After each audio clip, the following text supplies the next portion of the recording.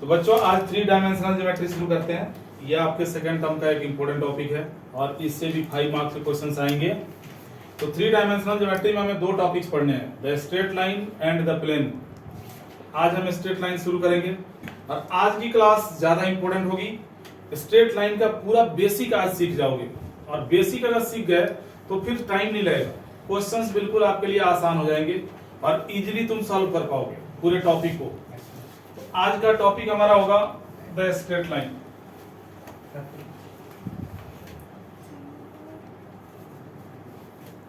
ध्यान से सुनते रहो। इसमें सबसे पहले हमें सीखना है इक्वेशन ऑफ अ लाइन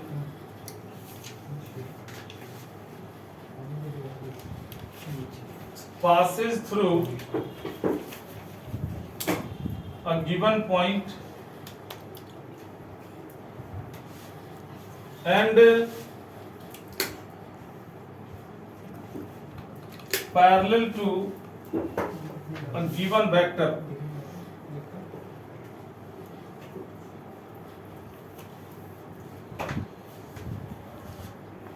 जब कभी भी आपको लाइन का इक्वेशन बनाना हो तो आपको एक फिक्स पॉइंट चाहिए लाइन के ऊपर जिसको लाइन कंटेन कर रहा हो और एक वेक्टर चाहिए जो लाइन के पैरेलल हो। लाइन के पैरेलल जो वेक्टर होगा उसको हम लाइन का डायरेक्शन बोलते हैं। ध्यान से सुनते रहो। सपोज कर लो ये हमारा लाइन हो गया, ठीक है। इस लाइन के ऊपर एक फिक्स पॉइंट है, ये पॉइंट है जिसका पोजीशन वेक्टर ये वेक्टर है और इसका कोऑर्डिनेट A1, B1, C1 है, ये गिवन होगा। और इस लाइन के पैरेलल एक वेक्टर है, ये B वेक्टर है और इसका कोऑर्डिनेट है A2 I कैप। इसके जो एक्सपोनेंट्स हैं A2 I cap plus B2 J cap plus C2 K cap. इसी को हम लाइन का डायरेक्शन बोलते हैं। अब लाइन का इक्वेशन बनेगा कैसे? कभी भी आपको लाइन का इक्वेशन बनाना हो या प्लेन का इक्वेशन बनाना हो, जब आप 2D पढ़ते थे तो 2D में लाइन के इक्वेशंस कैसे बनते थे? ax plus by plus c बराबर 0। और 2D में ये x और y क्या होता था? इस x और y को हम बोलते थे आर्बिट्ररी पॉइंट। ये x और y जो होता था इसको हम बोलते थे आर्बिट्ररी पॉइंट, जो लाइन के ऊपर कहीं भी मूव कर सकता है, जहां मर्जी चाहो इसको अज्यूम कर सकते हो। ये वेरिएबल पॉइंट होता है। तो अब 3D पढ़ोगे, इसमें 3 डायमेंशंस होते हैं, x axis, y axis, z axis. तो इसमें जो आर्बिट्ररी पॉइंट होगा उसका कोऑर्डिनेट क्या होगा? x, y, z। किसी समय में मान लो इस लाइन के ऊपर ये पॉइंट r जिसका पोजीशन वेक्टर r वेक्टर है, ये आर्बिट्ररी पॉइंट है। इसका कोऑर्डिनेट क्या होगा? x, y, z। तुम्हें भी ये बात पता है कि दो पॉइंट से हम वेक्टर बना सकते हैं। तो अगर a और r इन दोनों पॉइंट से हम एक वेक्टर बना दें ar वेक्टर, तो इस a पॉइंट और r पॉइंट से ar वेक्टर बनेगा और इस ar वेक्टर और b वेक्टर में क्या संबंध होगा? बताओ क्या संबंध होगा? ये ar वेक्टर जो होगा ये पैरेलल होगा b वेक्टर के। और तुम्हें ये बात पता है कि दो वेक्टर जब पैरेलल होता है, तुम्हें ये बात पता है कि a अगर पैरेलल हो b के तो हम क्या करते हैं? हम लिखते हैं a is equal to lambda time b। Parallel का ये कंडीशन है। तो ar वेक्टर अगर b के पैरेलल है, देयरफॉर क्या लिखोगे? ar vector is equal to lambda time b vector लिखोगे। और ये ar वेक्टर कैसे बनेगा? तो position vector of r minus position vector of a is equal to lambda time b vector. मैं फिर से रिपीट कर रहा हूं, ये जो बेसिक थ्योरीज बता रहा हूं इसको अगर तुम ध्यान से समझ गए तो पूरी स्ट्रेट लाइन तुम्हारे लिए बिल्कुल सिंपल हो जाएगी, पूरी स्ट्रेट लाइन आसान हो जाएगी। तुम्हें लगेगा कि तुम 6ठी क्लास का मैथ कर रहे हो, इतना सिंपल हो जाएगा। यानी r इज इक्वल टू क्या मिलेगा? ये a जो माइनस में है दूसरी तरफ ले जाओगे तो a प्लस लैम्डा b मिलेगा। इसी को हम बोलते हैं vector equation of line. Is vector equation of line, ये लाइन का वेक्टर इक्वेशन है। अब एक बार ध्यान से देखो, जो हमने लाइन का वेक्टर इक्वेशन लिखा हुआ है इसमें ए को कहा, ये ए क्या है, फिक्स पॉइंट, बी क्या है, लाइन का डायरेक्शन। तो फिक्स पॉइंट को कहां लिखा गया है ये देख लो, और डायरेक्शन को कहां लैम्डा के साथ लिखा हुआ है ये देख लो। फिक्स पॉइंट और डायरेक्शन को किस तरीके से लिखा हुआ है ये चीज, बस इनका पोजीशन देख लो।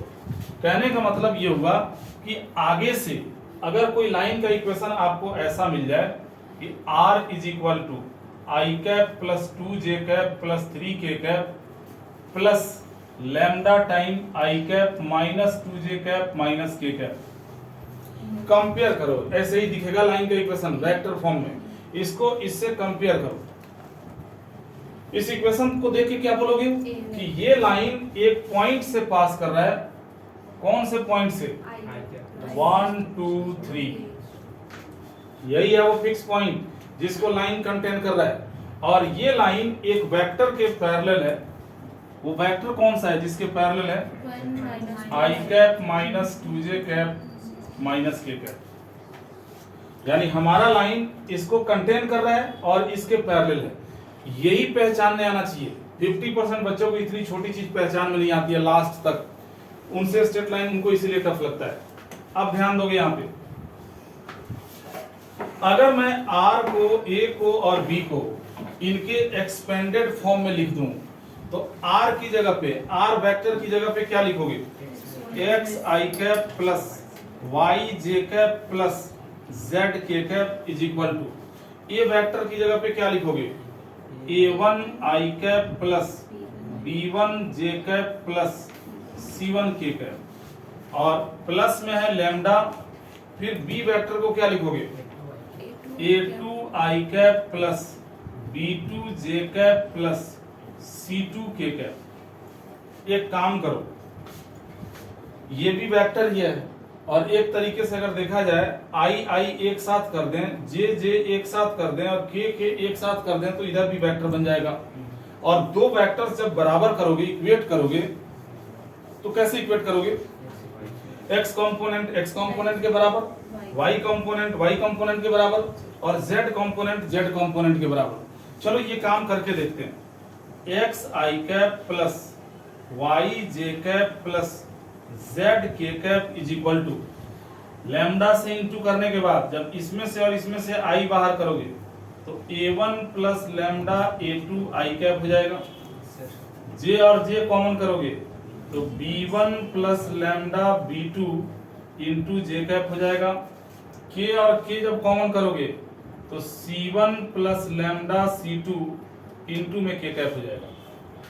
अब जरा इक्वेट करो x कंपोनेंट को x कंपोनेंट के बराबर जब इक्वेट करोगे तो तुम्हें x की वैल्यू क्या मिलेगी, a1 plus lambda a2, y की वैल्यू क्या मिलेगी, b1 प्लस लैम्डा b2, और z की वैल्यू क्या मिलेगी, c1 प्लस लैम्डा c2। ये जो x, y और z के वैल्यूज मिले, इन्हीं को हम बोलते हैं आर्बिट्ररी पॉइंट। यानी अगर इस लाइन का आर्बिट्ररी पॉइंट तुमसे बोला जाता है कि निकालो आर्बिट्ररी पॉइंट क्या होगा, आर्बिट्ररी पॉइंट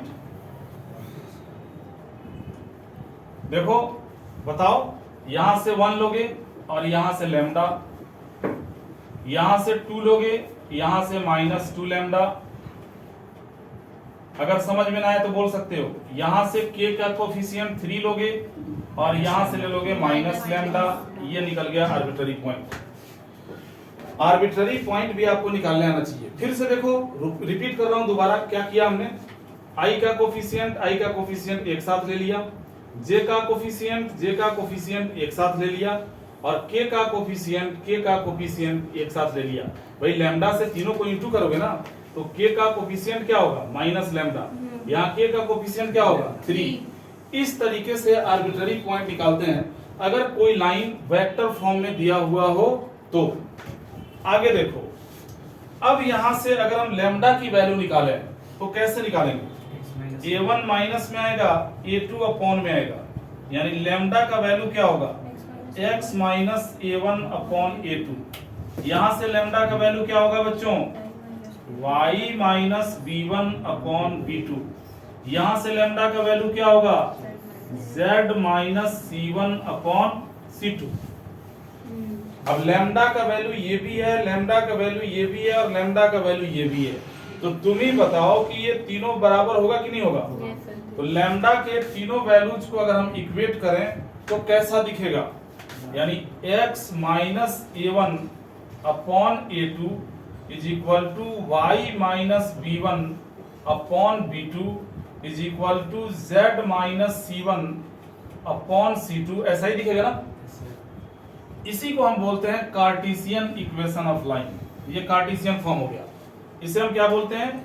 कार्टेशियन इक्वेशन या फॉर्म ऑफ लाइन।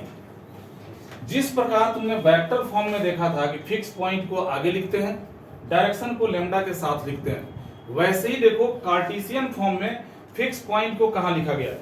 इसमें फिक्स पॉइंट क्या है? a1 b1 c1। तो a1 b1 c1 को कहां लिखा गया है?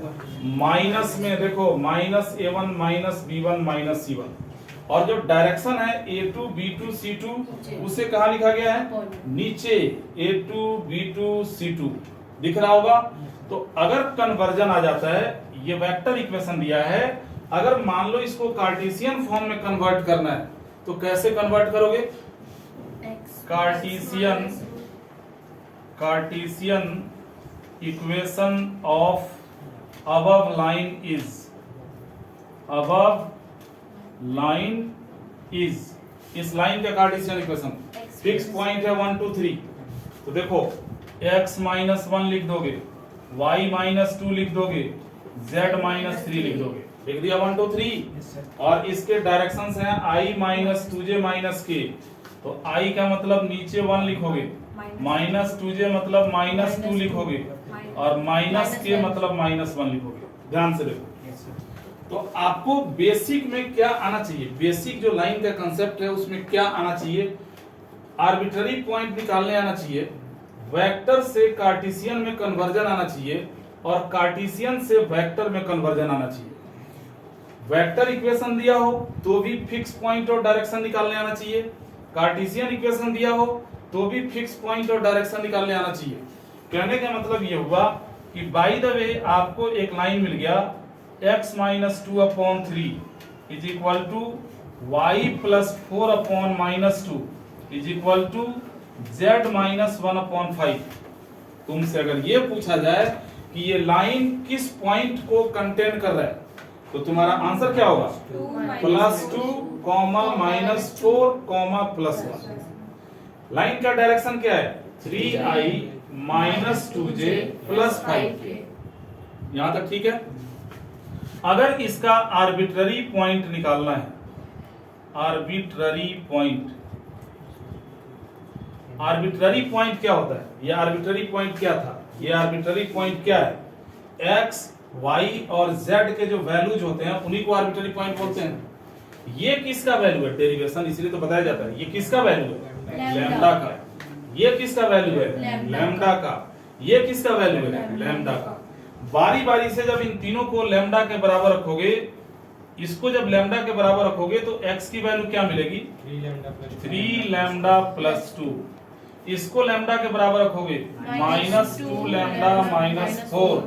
इसको लैम्डा के बराबर रखोगे तो z की वैल्यू क्या आएगी? 5 लैम्डा प्लस 1। धीरे धीरे बोलना है, ज्यादा तेज नहीं बोलना है, ये तो सारी साउंड उसमें जाएगी। ये निकल गया आर्बिट्ररी पॉइंट। आर्बिट्ररी पॉइंट देखो, वेक्टर इक्वेशन दिया हो तो आर्बिट्ररी पॉइंट कैसे निकालते हैं तुमने देख लिया। i का कोफिशिएंट, j का कोफिशिएंट, k का कोफिशिएंट। कार्टेशियन इक्वेशन अगर दिया हो तो आर्बिट्ररी पॉइंट कैसे निकालते हैं? बारी बारी से तीनों को लैम्डा के बराबर रख दो, x, y और z के जो वैल्यूज आएंगे वही हो जाएगा आर्बिट्ररी पॉइंट। अब आता है कन्वर्जन। अगर इस कार्टेशियन इक्वेशन को वेक्टर में कन्वर्ट करना हो तो क्या लिखोगे? Vector equation is r vector is equal to, ये r वेक्टर जरूर लिखना, r यही है x y z। लाइन के इक्वेशन में चाहे वेक्टर हो या कार्टेशियन हो, x y z अगर होगा ही नहीं तो लाइन का इक्वेशन नहीं हो पाएगा। r vector is equal to, पहले फिक्स पॉइंट लिख दो। फिक्स पॉइंट क्या है?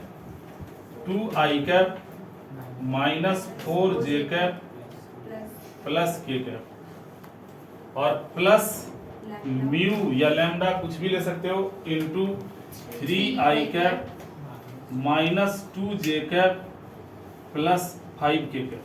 ये बन गया वेक्टर इक्वेशन। जो फिक्स पॉइंट था 2 -4 1, ये देखो 2 -4 और 1 लिख दिया हमने, और जो डायरेक्शन था 3 -2 और 5, 3 -2 और 5 लिख दिया। मेरे को ऐसा लगता है कि अब तुम वेक्टर को कार्टेशियन में आराम से कन्वर्ट कर लोगे, कार्टेशियन को वेक्टर में आराम से कन्वर्ट कर लोगे, और वेक्टर इक्वेशन लिखा हो या कार्टेशियन इक्वेशन लिखा हो, आर्बिट्ररी पॉइंट भी आराम से निकाल लोगे। अब इसमें कुछ बारीकियां हैं, बेसिक चीजें तो मैंने सिखा दिया, लेकिन देखना जब भी लाइन के इक्वेशन को कार्टेशियन फॉर्म में लिखा जाता है, x, y और z इनका कोफिशिएंट एग्जैक्टली 1 होता है। तुम्हारे एग्जाम में जब क्वेश्चंस आएंगे तो हो सकता है कि यहाँ पे कोई कोफिशिएंट दे दिया हो, 1 के अलावा कोई कोफिशिएंट लगा दिया हो, तो उस कोफिशिएंट को हटाना पड़ेगा। स्टैंडर्ड फॉर्म में कब माना जाएगा लाइन को कि हाँ ये स्टैंडर्ड फॉर्म में आ चुका है? जब x का, y का और z का तीनों का कोफिशिएंट एग्जैक्टली 1 होगा, तब ये माना जाएगा कि लाइन का इक्वेशन स्टैंडर्ड फॉर्म में आ चुका है। अब हम इस पे काम करेंगे कि अगर स्टैंडर्ड फॉर्म में नहीं है और तब तुम्हें फिक्स पॉइंट निकालना है या तुम्हें डायरेक्शन निकालना है, तो कैसे निकालेंगे। अब हम तुम्हारे साथ ये डिस्कस करेंगे कि अगर कार्टेशियन फॉर्म में कोई लाइन का इक्वेशन दिया होता है या वेक्टर फॉर्म में दिया होता है, तो अलग अलग कितने डिफरेंट तरीके से दिया जा सकता है, और ऐसी कंडीशन में तुम fix point, direction, arbitrary point या कन्वर्जन कैसे करोगे, ये चारों चीजें सीखोगे। तो पहले मैं इसको मिटा लेता हूं। अभी हम ये ध्यान रखना, ये स्टार फार्मूला है, ये स्टार फार्मूला है। जब कभी भी किसी भी लाइन का इक्वेशन बनाना हो, अगर आपको फिक्स पॉइंट और डायरेक्शन नहीं मिलेगा, आप लाइन का इक्वेशन नहीं बना सकते। कितना भी छोटा या बड़ा क्वेश्चन हो, आपकी कोशिश क्या होनी चाहिए कि फिक्स पॉइंट कैसे निकाला जाएगा और डायरेक्शन कैसे निकाला जाएगा। ओके, यहां ध्यान दो। आपको फिक्स्ड पॉइंट जानना सीखना है, डायरेक्शन ऑफ लाइन सीखना है, आर्बिट्ररी पॉइंट सीखना है,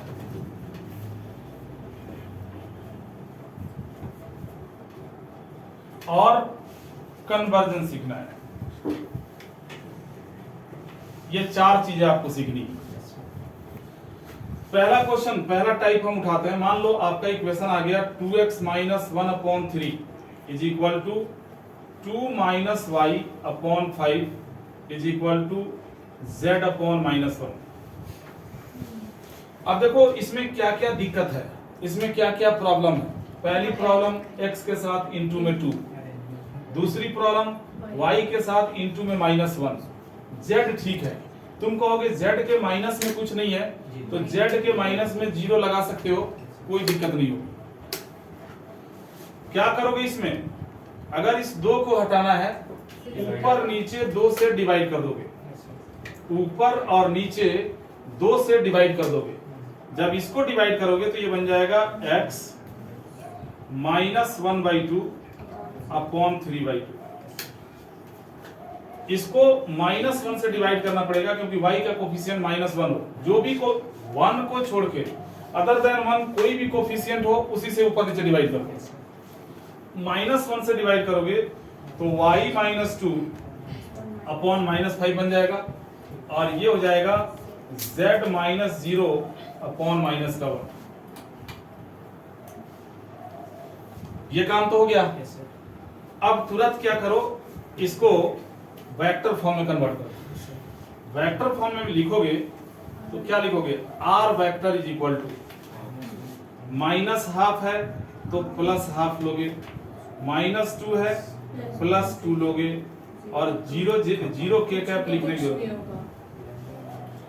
प्लस लैम्डा इंटू 3/2 कैप हो गया, -5 जे कैप हो गया, और माइनस का के कैप हो गया। अब देखो ये जो फिक्स पॉइंट है इसको फ्रैक्शन में छोड़ दो, चलेगा, लेकिन जो डायरेक्शन है इसको फ्रैक्शन में नहीं छोड़ते। इसमें जैसे 2 को हटाना है ना, तो क्या करोगे, 5 सबको 2 से इंटू कर दो, लैम्डा को 2 से डिवाइड कर दो। लैम्डा क्या है, आर्बिट्ररी पैरामीटर है, ये आर्बिट्ररी कांस्टेंट है, तो लैम्डा 2 को 3 को 5 को खा जाएगा, लैम्डा के ऊपर कोई फर्क नहीं पड़ेगा। यानी ये कैसा बन जाएगा, R vector is equal to half I cap plus 2 J cap plus lambda into 2 से इंटू कर रहा हूं मैं 3 I cap minus 10 J cap minus 2 K cap. अब सब कुछ देखो, कन्वर्जन भी हो गया, फिक्स पॉइंट का पता चल गया। फिक्स पॉइंट क्या है इसमें, 1/2, 2, 0। इसमें लेने की जरूरत नहीं है, इसमें एलसीएम लोगे तो जो नीचे आएगा उसको कहाँ ले जाओगे, इसके साथ कोई आर्बिट्ररी एलिमेंट तो इसमें तो ये खा गया, एलसीएम जो 2 लिया 2 को ये खा गया। फिक्स पॉइंट के बाद डायरेक्शन क्या होगा, डायरेक्शन ऑफ लाइन क्या होगा, 3 I cap minus 10 J cap minus 2 K cap. ये डायरेक्शन है, डायरेक्शन कोसाइन नहीं। अगर डायरेक्शन कोसाइन निकालना पड़ेगा तो ये ए हो गया, ये बी हो गया, ये सी हो गया, एलएमएन निकालना पड़ेगा तुम्हें, यानी cos alpha cos beta cos gamma निकालना पड़ेगा। A upon under root A square plus B square plus C square करोगे तो एल निकल जाएगा। B upon under root A square plus B square plus C square करोगे तो M निकल जाएगा, और C upon under root A square plus B square plus C square करोगे तो एन निकल जाएगा। तो ये ध्यान रखना, क्वेश्चन में क्या पूछ रहा है, खाली डायरेक्शन पूछ रहा है या डायरेक्शन कोसाइन पूछ रहा है। डायरेक्शन कोसाइन पूछेगा, अगर डायरेक्शन कोसाइन पूछ दिया, डायरेक्शन कोसाइन तो एल का वैल्यू क्या होगा, A upon under root A का स्क्वायर बी का स्क्वायर सी का स्क्वायर, यानी ये आ गया 3 अपॉन अंडर रूट 130। एम का वैल्यू क्या होगा, B upon minus 10 upon under root 130, और एन का वैल्यू क्या होगा, माइनस 2 अपॉन अंडर रूट 130। ऐसे निकालोगे, ये हो गया डायरेक्शन कोसाइन। फिक्स पॉइंट निकाल दिया, डायरेक्शन ऑफ लाइन निकाल दिया, डायरेक्शन कोसाइन निकाल दिया। आर्बिट्ररी पॉइंट, आर्बिट्ररी पॉइंट अगर निकालना है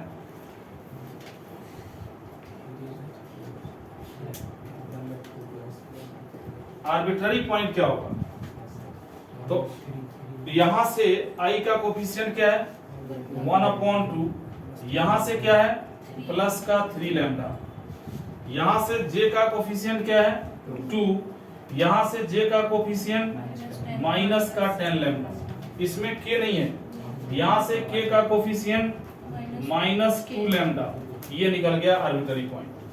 तो मेरे को ऐसा लगता है कि आगे से अगर इस फॉर्म में कोई लाइन का इक्वेशन आ जाए तो उसको सीधा करने में तुम्हें दिक्कत नहीं होगी। क्वेश्चन कोई सा भी हो, कुछ भी पूछ रहा हो, एंगल पूछे, इंटरसेक्टिंग पॉइंट पूछे, इमेज पूछे, लाइन अगर इस फॉर्म में दिया है तो सीधा करना ही पड़ेगा, अदरवाइज आपका फिक्स पॉइंट भी गलत होगा, आपका डायरेक्शन भी गलत होगा, सब गलत हो जाएगा। तो ये पहला टाइप हो गया। अब दूसरा टाइप देखो, टाइप नंबर 2। कई बार क्या होता है, जैसे अभी थोड़ी देर पहले मैंने बताया था कि लैम्डा का वैल्यू आ गया था x minus a1 upon a2, lambda का वैल्यू आ गया था y minus b1 upon b2, और लैम्डा का वैल्यू आ गया था z minus c1 upon c2। हाँ, तो हम कहाँ पे थे, जस्ट थोड़ी देर पहले, अभी जब मिटाया बोर्ड उससे पहले हम यहाँ पे थे कि ये लैम्डा के वैल्यूज थे, और इन्हीं को जब इक्वेट किया था तो कार्टेशियन इक्वेशन बना था। क्वेश्चन बनाने वाले क्या करेंगे, लैम्डा के 2 वैल्यू को इक्वेट कर देंगे, तीसरे को ऐसे ही छोड़ देंगे। जैसे ये देखो, x minus 1 upon 2 is equal to y minus 2 upon 3, और कॉमा देके लिख देगा z इज इक्वल टू 4। और तब तुमसे पूछा जा सकता है कि चलो जी फिक्स पॉइंट बताओ, लाइन का डायरेक्शन बताओ, इसको वेक्टर फॉर्म में कन्वर्ट करो, इसका आर्बिट्ररी पॉइंट निकालो, कुछ भी पूछा जा सकता है। अब देखो यहाँ हुआ क्या, जो बच्चे थ्योरी शुरू से देखते आ रहे हैं उनको समझ में आ जाएगा कि लैम्डा के इन 2 वैल्यूज को तो इक्वेट किया, इसको कहां छोड़ दिया, इसको छोड़ दिया z is equal to c1 plus lambda c2, यही पे छोड़ दिया अलग, c1 प्लस लैम्डा c2। तुम कहोगे सर C1 तो दिख रहा है, लैम्डा C2 तो दिख नहीं रहा है, तो ये लैम्डा C2 दिखेगा कैसे? इसलिए नहीं दिख रहा है कि C2 0 है। अब यहां से अगर लैम्डा की वैल्यू निकालोगे तो लैम्डा क्या मिलेगा? Z-4/0। अब इसको इन्फिनिटी समझने की भूल मत करना, ये डायरेक्शन को लिखने का एक तरीका है, ठीक है? हम पढ़ते हैं मैथ्स कि नीचे 0 आ गया तो इन्फिनिटी हो जाता है, ये डायरेक्शन को लिखने की एक जगह है। अब हमारा इक्वेशन जो है लाइन का, ये स्टैंडर्ड फॉर्म में आ गया। कैसे? ये भी इनकी जमात में शामिल हो जाएगा, यानी x-1/2 y-2/3 z-4/0। अब तो कोई भी बता देगा। चलो बताओ, वो पॉइंट जिससे लाइन पास कर रहा है, 1, 2, 4 फिक्स पॉइंट क्या होगा? 1, 2, 4। डायरेक्शन क्या होगा लाइन का? अरे z=4 था ना, इसको 4 + 0 लैम्डा लिख दिया। लैम्डा नहीं दिख रहा था, 0 लैम्डा लिख दिया। टाइम पे जुड़ जाना चाहिए ना, तुम लोग इंतजार करते हो कि 2 रोटी खा लें फिर जुड़े। अब यहां से लैम्डा की वैल्यू निकालोगे तो 4 माइनस में आएगा, 0 अपॉन में आएगा। ये भी लैम्डा का वैल्यू है, ये भी लैम्डा का, ये भी लैम्डा का। अब तीनों को एक साथ कर दोगे तो ये कार्टेशियन इक्वेशन बन गया। ये जो कार्टेशियन इक्वेशन बना, इसमें फिक्स पॉइंट क्या होगा? 1, 2, 4। डायरेक्शन क्या होगा? लाइन का डायरेक्शन होगा 2i + 3j। वेक्टर इक्वेशन क्या होगा? वेक्टर इक्वेशन होगा r पहले फिक्स पॉइंट को लिख दो, i + 2j + 4k plus lambda into direction क्या आ गया? 2i + 3j। ये वेक्टर इक्वेशन हो गया। आर्बिट्ररी पॉइंट यहां से भी निकाल सकते हो, यहां से भी निकाल सकते हो। कार्टेशियन से निकालना ज्यादा आसान होता है। लैम्डा के बराबर तीनों को रख के x y z के वैल्यू निकाल दो। यानी आर्बिट्ररी पॉइंट क्या मिला? आर्बिट्ररी पॉइंट इज, इससे मिलेगा 2 लैम्डा + 1, इससे मिलेगा 3 लैम्डा + 2 और इससे मिलेगा 4। 0 लैम्डा + 4 मतलब 4। ये हो गया इसका आर्बिट्ररी पॉइंट। तो ये था टाइप 2। अब हम तुम्हें बताएंगे टाइप 3। तीसरा टाइप किस आधार पे बनाया जाता है ये मैं तुम्हें दिखा रहा हूं। पहले देख लो तीसरा टाइप कैसे बनता है, इधर ध्यान दो। इन दोनों में क्रॉस मल्टीप्लिकेशन अगर करोगे तो क्या मिलेगा? 10x - 5 = 6 - 3y, या इसको लिखोगे 10x + 3y = 11। और इन दोनों में क्रॉस मल्टीप्लिकेशन करते तो क्या मिलेगा? -2 + y = 5z, यानी y - 5z = 2। अब बताओ, अगर लाइन का इक्वेशन ऐसा दिया हो और बच्चों को थ्योरी नहीं पता है तो वो तो कहेंगे ये तो प्लेन का इक्वेशन है, प्लेन भी ऐसे ही होता है। वो तो कंफ्यूज हो जाएंगे और वो सॉल्व भी नहीं कर पाएंगे। तो इस कंडीशन में जब दिया हो तब कैसे सॉल्व करते हैं, ये होगा तीसरा टाइप। ये तुम्हारे साथ में अभी डिस्कस करने जा रहा हूं, ध्यान दो यहाँ।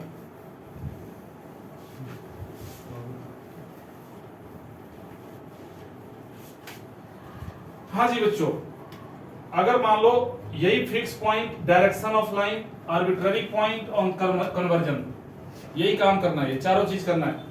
लाइन का इक्वेशन दिया है ax + by = c और cy + az = b। ज्यादा परेशान होने की जरूरत नहीं है। तुम ये देखो कि कौन सा ऐसा वेरिएबल है जो इन दोनों में कॉमन है। y वेरिएबल तो x y z ही होता है, y इसमें भी है, y इसमें भी है। y के अलावा एक भी वेरिएबल इन दोनों में कॉमन नहीं है। तो एक काम करो, इससे भी y की वैल्यू निकाल दो और इससे भी y की वैल्यू निकाल दो। इससे जब y की वैल्यू निकालोगे by = हो गया c - ax। Therefore y क्या मिलेगा?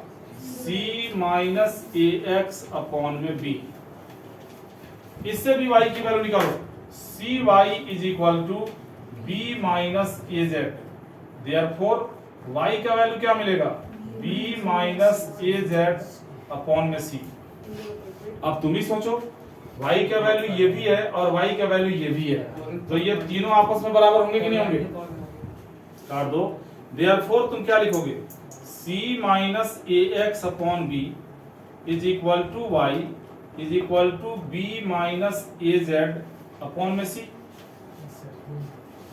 लगभग लगभग कार्टेशियन की तरह दिख रहा है, स्टैंडर्ड फॉर्म में नहीं है, स्टैंडर्ड में अभी कर देंगे।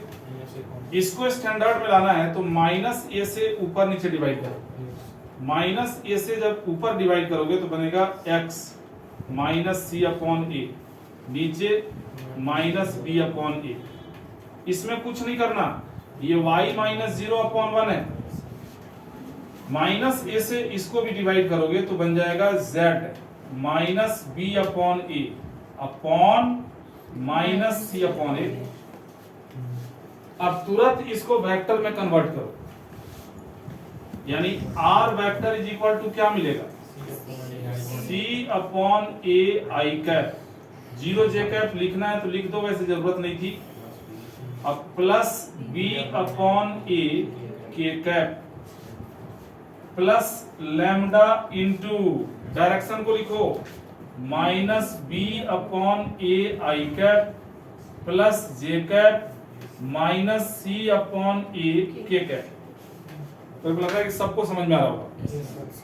इसको तो फ्रैक्शन में लाने दो, इसको जब सीधा करोगे एलसीएम ए भी लैम्डा खा जाएगा और माइनस भी कॉमन करके लैम्डा को खिला दो ताकि देखने में खूबसूरत लगे। यानी R vector is equal to C upon A I cap plus B upon A K cap plus lambda into B I cap minus A J cap, minus common किया हमने, और प्लस सी के कैप आ गया, line पे line आ गया। अब तुमसे fix point अगर पूछा जाए जिससे हमारा लाइन पास कर रहा है, वो पॉइंट क्या होगा, c upon A comma zero comma B upon A. Direction क्या होगा, डायरेक्शन ऑफ लाइन हो जाएगा B I cap minus A J cap plus C K cap. Arbitrary point क्या होगा, आर्बिट्ररी पॉइंट इज, यहां से आई का सी अपॉन ए लोगे और प्लस में लैम्डा बी ले लोगे। यहां जे तो है नहीं, माइनस का लैम्डा ए ले लोगे। यहां से के का बी अपॉन ए ले लोगे और प्लस में लैम्डा सी ले लोगे। ये निकल गया आर्बिट्ररी पॉइंट। तो आपसे ये तीन डिफरेंट टाइप के क्वेश्चंस 2 मार्क्स में पूछे जा सकते हैं और जरूरी नहीं है कि सारी चीजें पूछेगा, कोई सा भी एक दो चीज पूछ देगा। फिक्स पॉइंट निकालो, डायरेक्शन निकालो, या डायरेक्शन कोसाइन निकालो, या आर्बिट्ररी पॉइंट बताओ। अब हम आपको सिखाएंगे कि आर्बिट्ररी पॉइंट का यूज किस तरीके से आप करोगे। लाइन के ऊपर वो कहीं भी जा सकता है, लाइन के ऊपर कहीं भी जा सकता है। अगर मान लो तुमसे ये क्वेश्चन पूछा जाता है, ये देखो, find a point on a line x minus 1 upon 2 is equal to y plus 1 upon 2 is equal to z minus 3 upon 2 which is 7 units away from a point. मैं आपको आर्बिट्ररी पॉइंट की खासियत बता रहा हूं। ये आर्बिट्ररी पॉइंट की खासियत क्या है, विच is 7 unit away from a point 0 3 minus 2 0 3 minus 2। कैसे सॉल्व करोगे, ध्यान से देखो, सॉल्यूशन देखो, आर्बिट्ररी पॉइंट का यूज देखो। एक लाइन दिया हुआ है, इस लाइन का इक्वेशन दिया है x minus 1 upon 2 is equal to Y plus 1 upon 2 is equal to z minus 3 upon 2। इसके ऊपर आपको एक ऐसा पॉइंट बताना है जो इस पॉइंट से ये पॉइंट दिया है कहीं पे, मान लो ये ए पॉइंट है, 0 3 माइनस 2, ये ए पॉइंट हो गया। इस पॉइंट से 7 यूनिट की दूरी पे, यही है ना क्वेश्चन। तो जरा सोचो कि अगर 7 यूनिट की दूरी पे यहां कोई पॉइंट बी मिल गया, तो 7 यूनिट की दूरी पे इधर भी एक पॉइंट तुम्हें मिल सकता है ना। पॉसिबल है कि नहीं, ये बताओ। ये बी डैश भी पॉसिबल है, यानी 2 आंसर्स आएंगे। यहां तुम्हारी मदद करेगा आर्बिट्ररी पॉइंट, क्योंकि आर्बिट्ररी पॉइंट तो घूमता रहता है, वो तो मूवेबल पॉइंट है।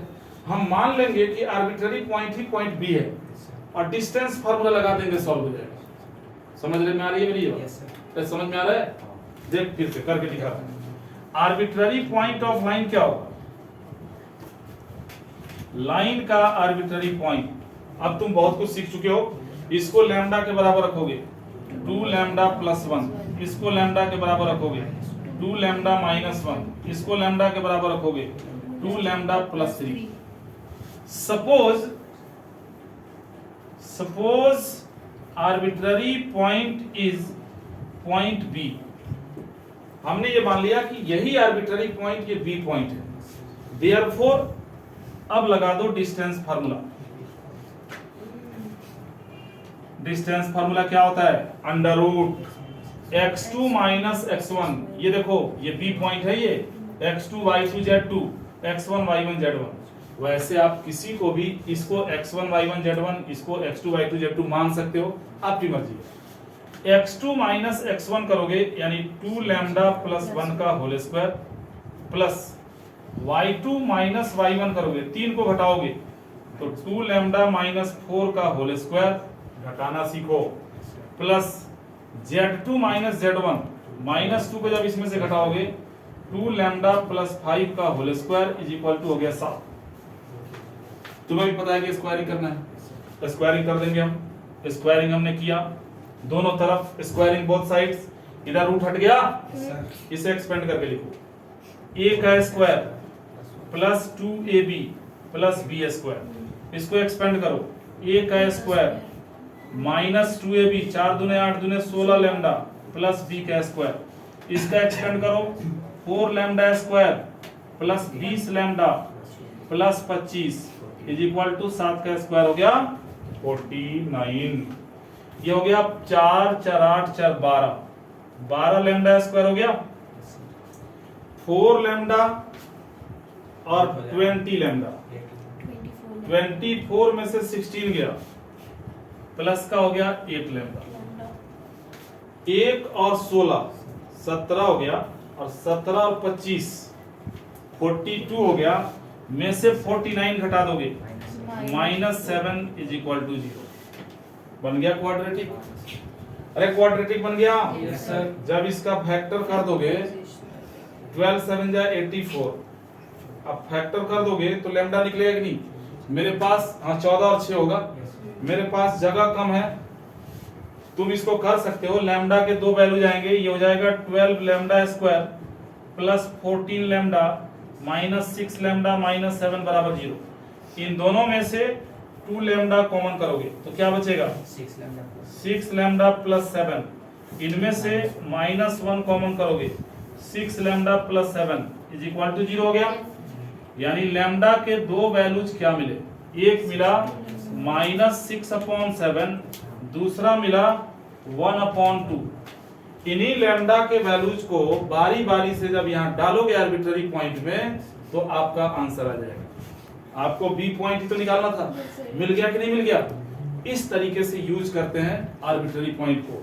जब कभी भी लाइन के ऊपर किसी पॉइंट की जरूरत पड़े, आप वहां पे 101% आर्बिट्ररी पॉइंट को ही यूज करोगे, किसी और पॉइंट को यूज करने की जरूरत नहीं है।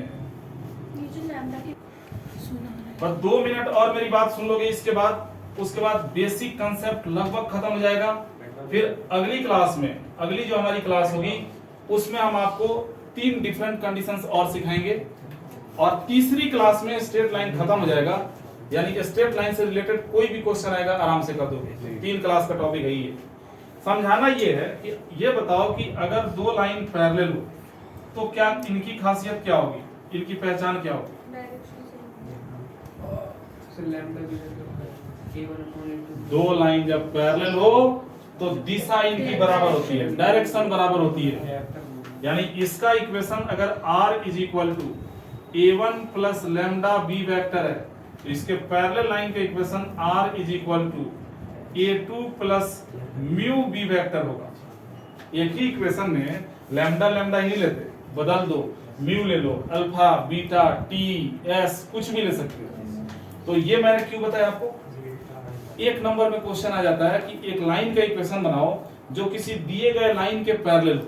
कहने का मतलब तुमसे अगर क्वेश्चन ये पूछ देता है इसकी फोटो की जरूरत नहीं पड़ेगी। Find the equation of a line passes through a point 2 3 4।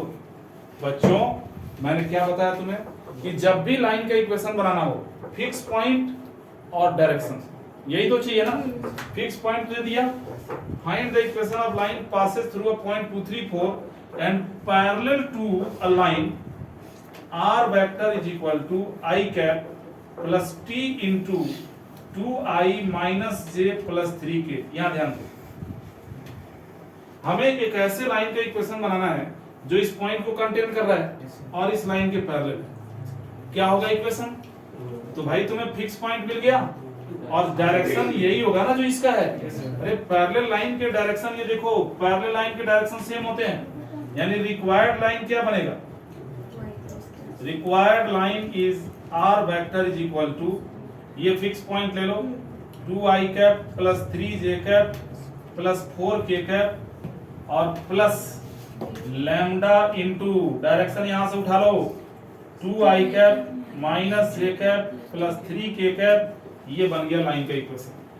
तो बच्चों आप लोग आज जितना पढ़ाया उसको अपनी कॉपी में पहले नोट करोगे, है ना, और नोट करने के बाद आरडी की बुक खोलोगे और आरडी में जो स्ट्रेट लाइन का एक्सरसाइज है, आई थिंक 27th एक्सरसाइज है शायद, तो 27th एक्सरसाइज है तो 27.1 एक्सरसाइज करोगे। इसमें 15-16 क्वेश्चंस हैं और 15-16 सारे क्वेश्चंस करने हैं, आपका बेसिक कंप्लीट हो जाएगा। अगली क्लास से आपको बिल्कुल दिक्कत नहीं होगी, सब कुछ आराम से समझोगे। तो इसको करके और तब जुड़ना अगली क्लास में मेरे साथ, फिर मैं आगे पढ़ाता हूँ। Okay, good night.